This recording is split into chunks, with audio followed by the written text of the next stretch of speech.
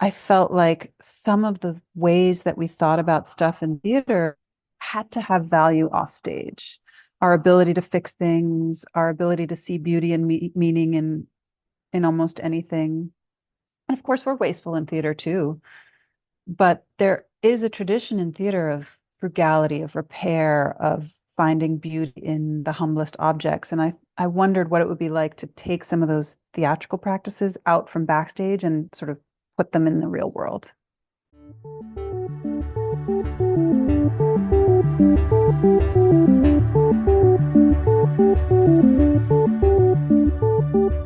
Thank you for listening to another episode of Tech in the Arts, the podcast series of the Arts Management and Technology Laboratory at Carnegie Mellon University.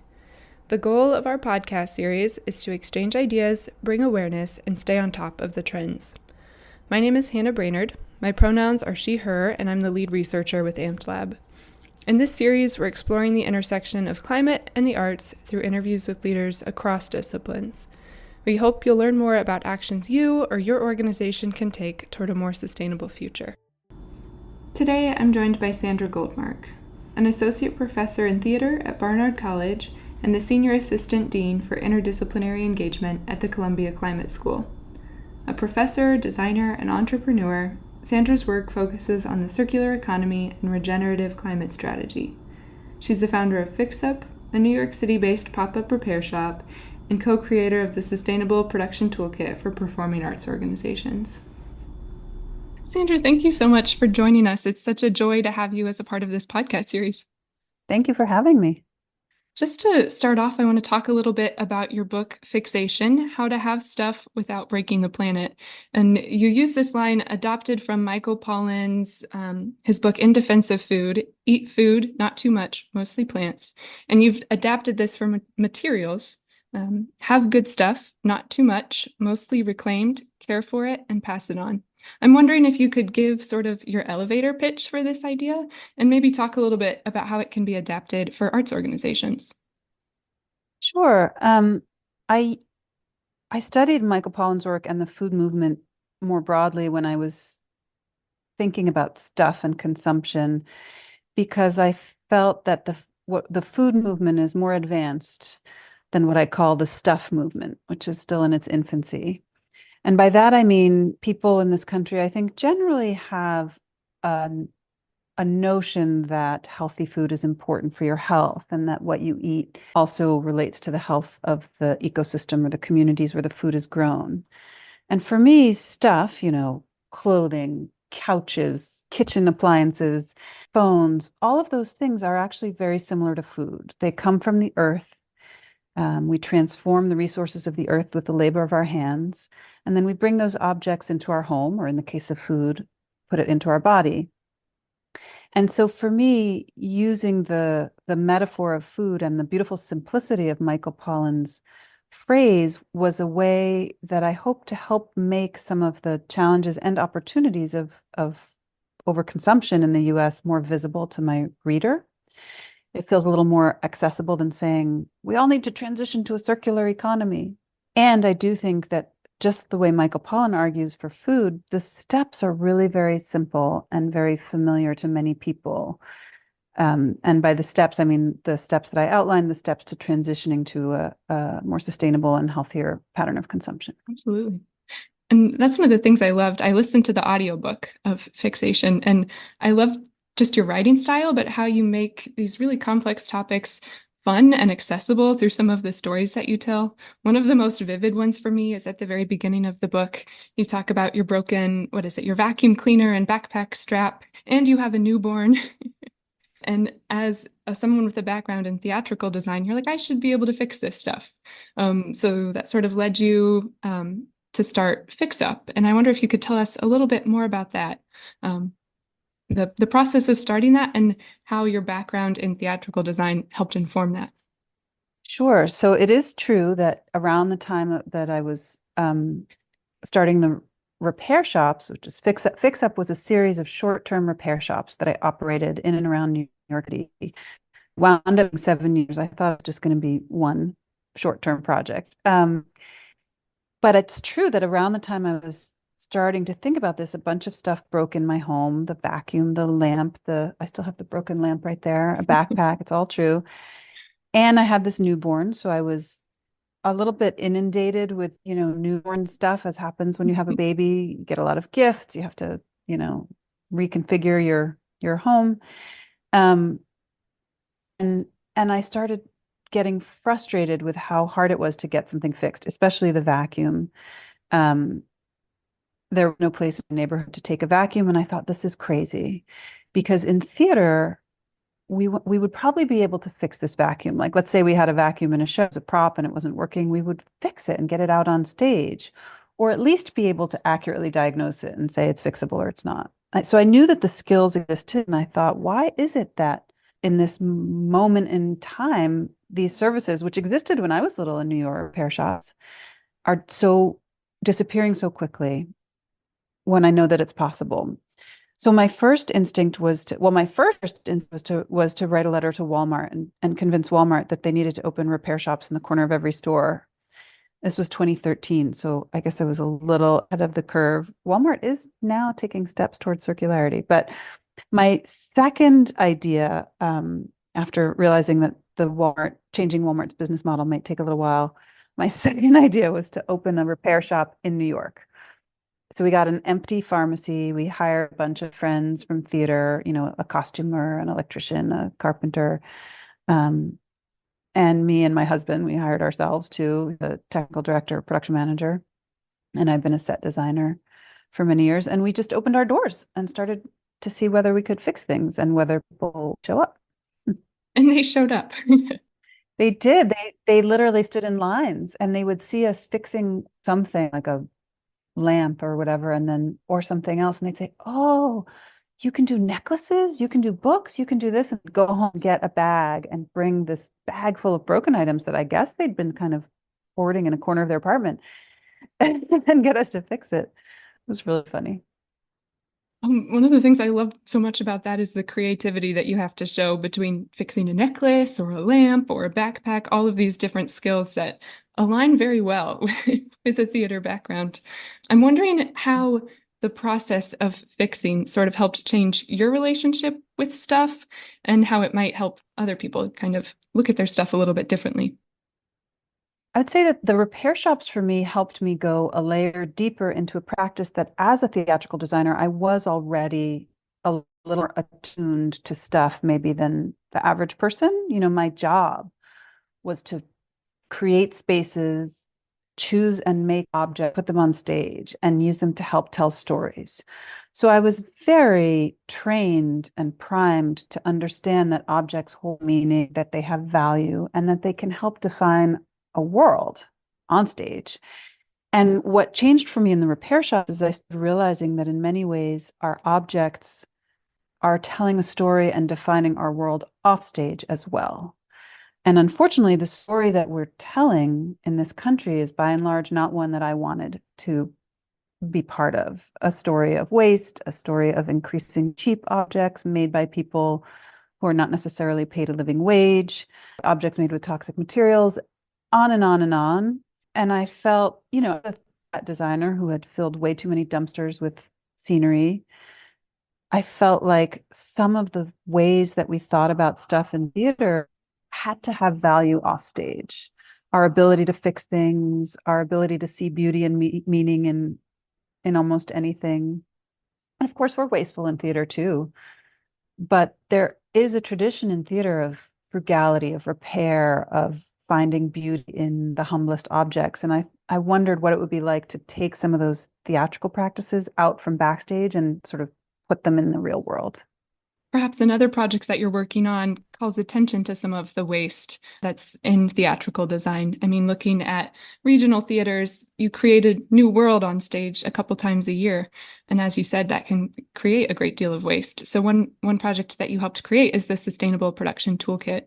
I'm wondering a little bit how you get buy-in working with arts organizations to take on some of this sustainability work and looking at their materials use.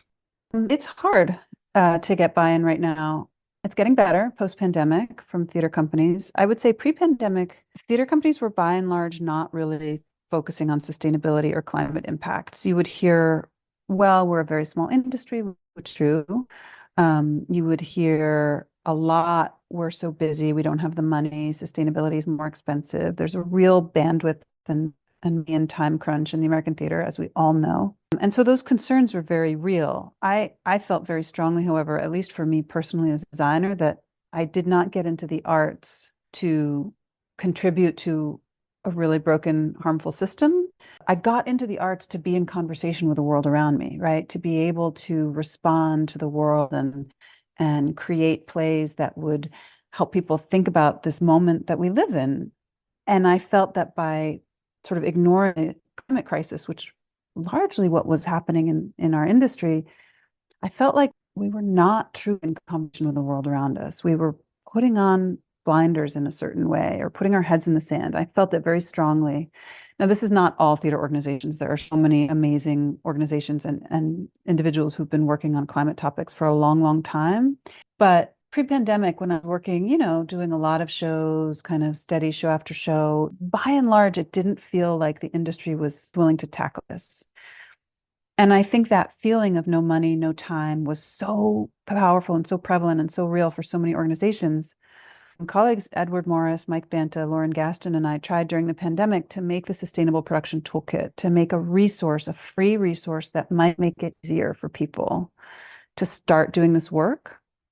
We offered tons of workshops, we still do. And it's really our belief that once you take on this work, like, yes, it's hard, yes, theater people are overstretched, it's not necessarily going to add to your burden, and it might ultimately make some things easier. And the example I always really like to share is at Barnard, where I teach, we started really doing a lot of reuse, and we did it in order to reduce the amount of dumpsters we were filling. We were like kind of obsessed with the waste. So we started leaning into reuse, and what we found was that it didn't impact our budgets negatively. We didn't have to spend more on materials, but we did have to shift some money from materials to labor, right? Instead of ordering a bunch of new plywood from Home Depot, we had to hire an extra person to, rebuild this stock flat or pull something apart. And actually wound up being able to increase our fees for designers, our fees for prop artisans, our fees for overhire and extra carpenters. And that was something we had been trying to do unsuccessfully for years. So all of a sudden, working on this problem of waste actually helped us with a major wage equity. And it's not always that wonderful. It's not always that easy. And sometimes it does cost extra money, but it's something I like to share with theater organizations to say that these issues are related. These extractive economies are related. And saying, I don't have time for sustainability, I don't think in the long run is actually going to help us deal with the complex state of our industry and our art form. There's one line, I don't remember where it was in the book, but I've been thinking about it pretty much all week. You talk about, I think many people are hesitant to take individual action towards sustainability, and I hear kind of a similar sentiment in arts organizations that, well, we're not really the ones making the big impact. We're not like in the fossil fuel industry. We really need to put our attention there. But kind of acknowledging that no matter what, societal change is going to impact your daily life, your own habits. And so kind of taking a look internally, it is still important to the climate movement. Am I representing that correctly? I'd love to hear you talk about that. Yeah, I mean, there's a sort of ongoing, forever little friction in the climate movement about individual action. Does it matter? And I find the whole debate sort of pointless, to be perfectly honest. Of course, one person all by themselves deciding to buy a Prius or not use a plastic bag isn't going to change anything. But that to me is not the point of individual action at all. The point of individual action is for me, is to personally get in alignment as much as I can, given the reality of where I live, my financial situation, get in alignment with living in a way that feels right, that feels responsive to the historical moment that I live in. And then working with others to make changes in our community, in our organizations, in our theater companies. And so to falsely make the jump from saying one individual's actions don't matter on a mathematical level to then saying, as an organization, it doesn't matter what we do, that to me is doubling down on a false narrative. Because what we do as individuals, we could debate about that, whatever, it doesn't matter to me. But what we do as organizations, that's collective action. That is setting the tone, that is creating a culture in a workplace That is one of the foundational building blocks of larger societal structures. And especially as a performing arts organization or an arts organization where you are actively engaged in culture making and culture questioning, there are 110 reasons why any arts organization should start taking steps, even if they're small, and getting their operations in alignment with their mission. I just think at this point, there's no excuse. I love that. Thanks for talking about that a little bit more. Looking into your background and your current work, you wear a lot of different hats. Outside of Fixup and the Sustainable Production Toolkit, you also are a professor at Barnard College and Columbia Climate School. And so I'm just curious, you talk about some of these little steps that organizations are taking. What projects are you seeing now that sort of excite you, that you're a part of, or just that you kind of see taking place? Gosh, so many. I feel like the landscape has changed so much from 2013 when I started the repair shops to where I am now. And I will say that those tiny little changes I made in my life, another little plug for just taking action where you are, starting small and sharing it with the people in your community, has changed my whole life. As you said, I started this journey. I was a theatrical set designer with a little bit of an obsession about garbage and repair and two babies. And now I am still designing and teaching theater, but I'm also built the sustainability program at Barnard College. I'm an assistant dean at the climate school, helping to design a whole school for climate. And my obsession about repair and reuse and garbage has turned into a really deep love and understanding of the circular economy. So I feel I've personally been transformed by this, and I feel very heartened by the difference in the tenor of the conversation around me. I feel like in 2013, there was still a lot of like convincing people that this mattered or, trying to get people on board. That feels different now. Feels more like everybody realizes that this is a big deal. People disagree about what to do. There may be arguments, as we discussed before, about the best scale or the best leverage point. But those are all really valid and important questions to discuss about how to cope with climate change. And so I see so much. Like one of the most exciting things, you asked for a specific example, is I'm on the board of a theater company, Hudson Valley Shakespeare Festival, and that company is really leaning into sustainability. It's now one of the core values of the company. They're designing a LEED Platinum campus. They're rewilding the golf course, which is their piece of land that they sit on. They're trying to make the concessions more sustainable. They have a sustainability handbook for designers when they get hired. It's really been wonderful to see one small organization try to think broadly about this topic and how to engage seriously. And it's hard work, but they're doing it.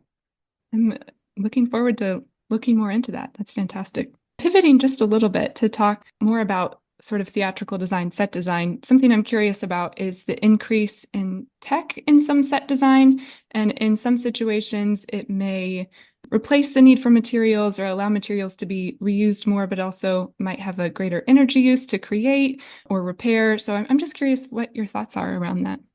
Yes, it's a really good question. High-tech solutions, as you said, can sometimes decrease the need for materials. Like okay, we're going to use a projector and we have a white drop to project on, and therefore we're not going to do X, Y, or Z. But you're right, they can be more energy intensive in terms of the operations. And you also need to make sure, if you really are trying to do that calculus, that you actually are buying less materials, that you're not also buying a big plastic RP and then saying, look how sustainable our projections are. And then there are broad, outside of theater, there's similar questions as we get into, well, digital tools have a footprint as well, an energy footprint, and even a material footprint from all the servers and the hardware required to use them. So it can sometimes be a confusing analysis and tough to do maybe for an individual show. I think, though, that a theater company that wanted to think about it, the easiest rule of thumb is to understand that you need to look at the kind of embedded or embodied carbon. So that's the materials that you're buying and using, and you can use the 5 steps in my book to really reduce that, just pull everything from stock. And then you also want to think about your operational carbon. So your energy sources, how much energy you're using to run a show, and could you source your energy from renewable energy? So just the 2 basic structures of embedded carbon versus operational carbon can be a helpful way to at least start to get a handle on that. I was interested in an example from Barnard College, looking at reuse, you talked about using stock and how you assigned a financial value to the stock to help measure some of the impact. And I thought that was a really interesting approach as organizations start to think, well, how do I even grasp what our impact is now? Could you maybe talk a little bit more about what that process was and how you measured impact that way? Yeah, we started doing that. Again, we started from a place of, I don't want to fill any more dumpsters. And then step two from there was, well, we should just like use all our props and make our sets out of garbage and make our sets out of stock flats. And then and then we realized very quickly that we needed to have some sort of system in place so that every designer who came in was able to design sustainably and had some guidelines and some targets, not just like the one greenie. And we realized, well, the tool that we use to create guidelines and replicability in our production is the budget, right? Everybody knows this. If you exceed your budget, then you have to go in and you have to cut things. And so we realized that we needed to build sustainability into our budget. Otherwise, how would we track it? How would we hold a designer accountable? How would we make sure that it wasn't all left up to the production manager and the TD to like make the set green through some magical thing? Not fair and wouldn't work anyway. So then we thought, okay, we need to set reuse targets and track them somehow budgetarily. The problem was that we have a pretty good stock at Barnard, but we weren't tracking it in any way. We would just, like most theaters, we would just like go grab something and stick it on stage. And it was almost like this secondary thing, like, oh, we can't afford the beautiful Philippe Starck ghost chairs, so let's go get that, gray plastic thing in stock. So we wanted to flip that on its head. We wanted to show that our stock was incredibly valuable. We wanted to show our administration that it had a monetary value so that we could get more storage space and maybe some money for a person to take care of it. And we wanted to be able to set those targets. So we realized very quickly we needed a dollar value assigned to our stock, because otherwise it was like apples to oranges. We got, $300 in lumber and X square feet of used flats. Like you can't compare volume or square footage to dollars. So then scenery was pretty easy. Like you could figure out how much something would have cost to make new, and then that's the dollar value for that stock item. And props, we did this really funny thing where we figured out how many props we had rented or bought new in a given season and kind of divided that by the total number of props and came up with a slightly random dollar value for every used prop. Now we don't always do it super accurately when we're budgeting, but we do give designers a target. We give them like X thousand dollars new materials and X thousand dollars used materials. And then we count the stock. We've now separated stock out. So we don't like tick down their used materials budget from stock, but we can track it. So we almost now have 3 lines. So this maybe sounds confusing as I talk about it without the visual in front of people, but it's actually very simple. And the real heart of it, however you want to structure it in your theater, the real heart of it is beginning to put a dollar value on those items that were previously kind of uncounted, unnamed, unvalued, but actually are super, super valuable and are saving you thousands of dollars every year. It's fantastic. And thousands of pounds of carbon. Okay. And I love that it's an approach that you don't have to have necessarily an in-depth knowledge of the carbon emissions associated with the pencil or sword or whatever.